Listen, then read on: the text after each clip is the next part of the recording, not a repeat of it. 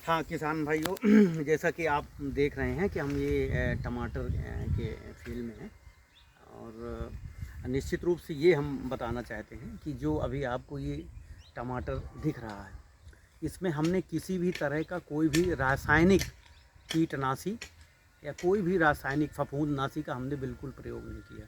और यहाँ तक भी हम ये कहेंगे आपको कि हमने कोई ऐसे रासायनिक उर्वरक भी नहीं डाला है इसमें।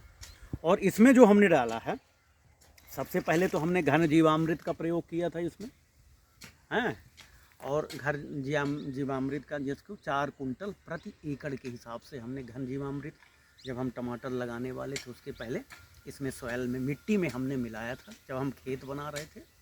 फिर इसके बाद में हम बीजामृत के द्वारा इसके पौध को, जो हम पौध टमाटर की लगी थी उससे हमने उपचारित करके इसमें लगाया हुआ। और फिर इसके बाद में जब हमारी फसल करीब लगाने के 20 दिन बाद हम जीवामृत का हर 15 दिन के अंतराल पे लगातार हम इसका उपयोग कर रहे हैं। और जो आपको अभी ये फसल दिख रही है, और बिल्कुल अभी इसमें कोई हमने जैविक कीटनाशी भी माने जिसको कहना चाहिए कि ब्रह्मास्त्र, जीवास्त्र, नीमास्त्र का भी अभी हम प्रयोग नहीं किए, क्योंकि इसमें कुछ अभी ऐसा कोई कीड़ा, कोई ऐसी बीमारी हमें दिख ही नहीं रही है।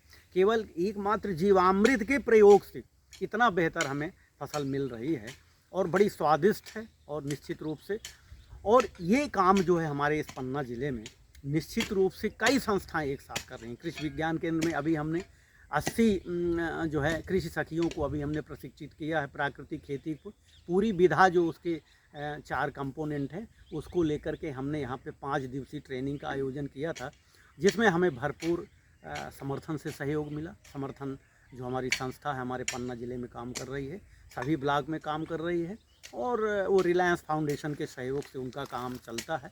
निश्चित रूप से हमारे वो बड़े अच्छे सहयोगी हैं और वो भी प्राकृतिक खेती को जगह जगह गांव-गांव में प्रचार प्रसारित करके अपना काम कर रहे हैं। तो ये निश्चित रूप से हमें प्राकृतिक खेती की तरफ हमें जाना है। विशेष रूप से हम सब्जी से शुरुआत करना चाहते हैं, क्योंकि सब्जी सीधे हमारे स्वास्थ्य से संबंधित जुड़ा हुआ है। एक हमारी लागत भी कम होती है, लागत कम होने के साथ साथ में पर्यावरण भी, प्रदूषण हमारा नहीं बढ़ रहा, और हमारे स्वास्थ्य के लिए अत्यंत लाभदायी है, हमारे परिवार के लिए, किसानों की, और उससे आय भी बढ़ रही है। जब हमारी लागत कम होती है तो निश्चित रूप से वो आय में परिणित हो जाती है। तो ऐसा हमें प्राकृतिक खेती की तरफ उसको एक अभियान के तहत हमें अपनाने की ज़रूरत है।